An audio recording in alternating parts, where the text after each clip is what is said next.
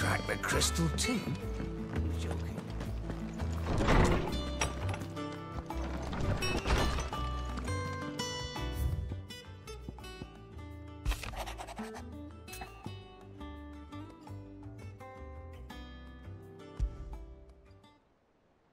What could be wrong with Torgor?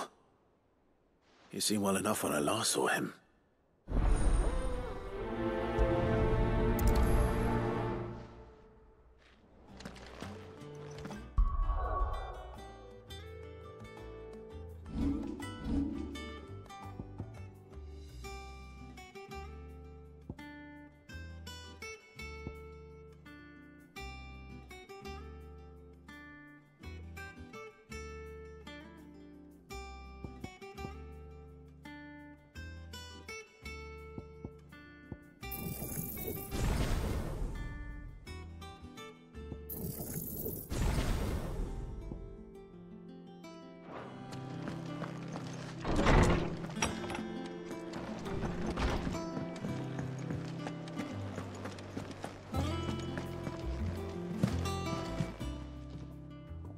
I got your note.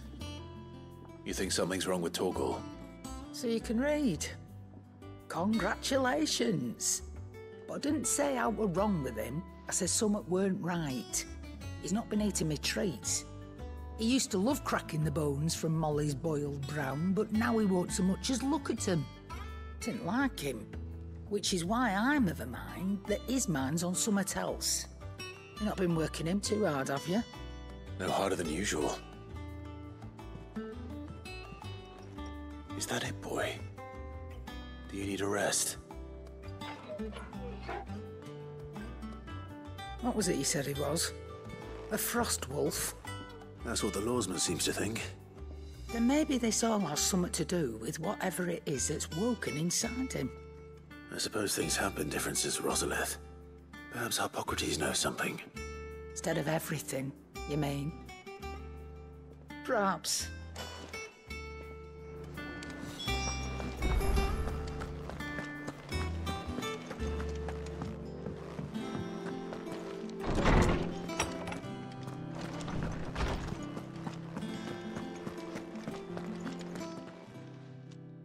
Lawsman, I need to ask you about Torgor. Something's not right with him. He isn't ill, is he?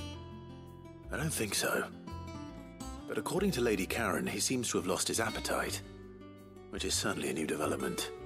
She says he's hardly been touching his bones of late, and she believes it may have something to do with what happened at Rosalith Castle. I rather think she might be right, though not about his appetite. All canids are instinctively inclined to crack open bones for the rich marrow that resides within, and I see no reason why a frost wolf should be any different. Accordingly, I suspect it is not a lack of appetite that afflicts Torgor, but a surfeit of it. If we assume that his newfound magics require additional nourishment to sustain, it may well be that the bones Lady Karen is accustomed to providing are no longer sufficient. Frost wolves, after all, habitually prey upon far larger animals, whose bones may yield altogether different nutrients. As to where one might find a suitable substitute, some antelopes that graze the meadows of eastern Rosaria have been known to grow to a size more than double that of their lesser cousins. I don't recall ever seeing any that large. And little wonder. The oldest and largest such creatures rarely leave the safety of the highlands for fear of predators. The last elder antelope sighting I recall hearing about took place near Cressida, and that was long before the village was abandoned. Even so, it seems like a good place to start. Good hunting, Clive.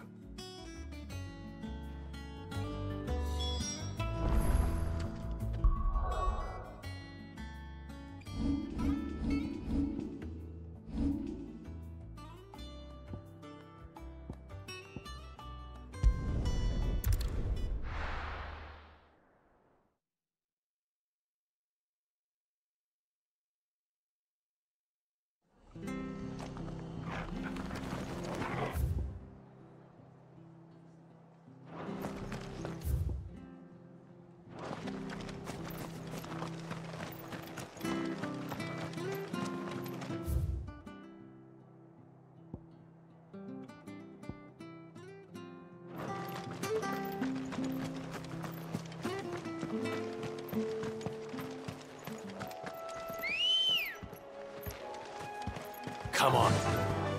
Faster!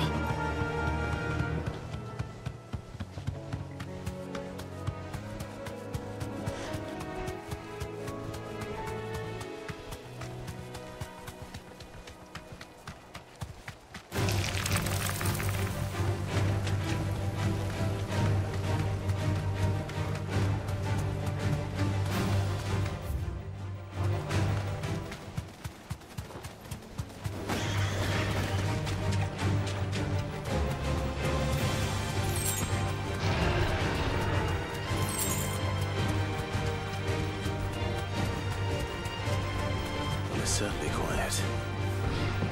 If I were a giant antelope, it would seem like just the place.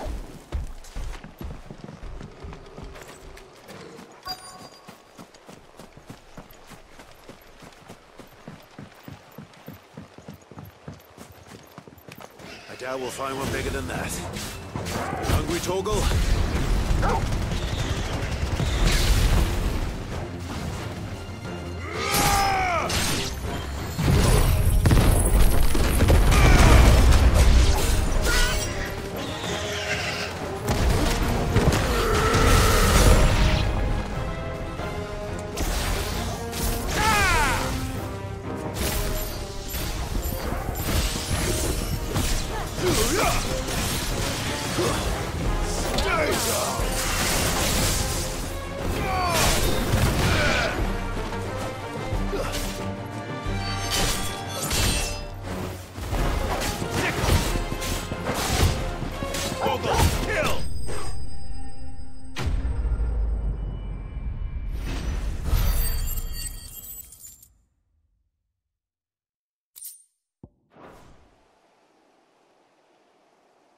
Now,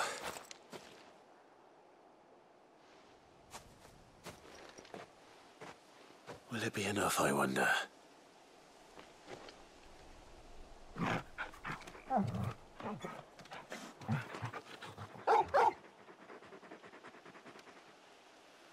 I say that answers my question, which means we owe the lawsmen our thanks.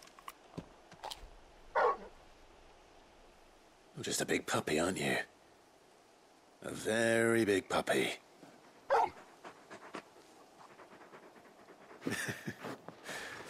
You do know you can take that with you, Torgal. Lady Karen will be relieved to hear you've got your appetite back. Come on, boy.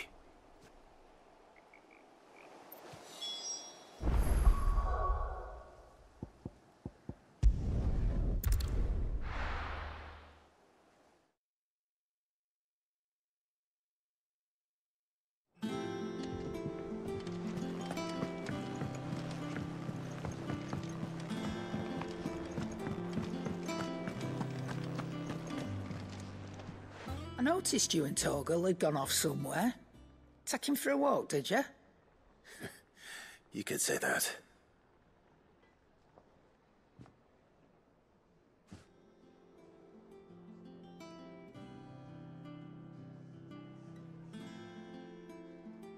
So, Molly's leftovers weren't good enough, eh? That'll teach me for treating you like you're still a pup. All right, no need to shout. Now we know what you're after, I can see about getting some in.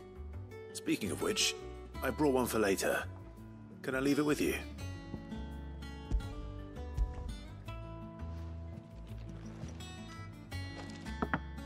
You can, aye. I'm nice like that. In return, you can thank Tomes for me. The bloody know-it-all. I was just on my way to see him.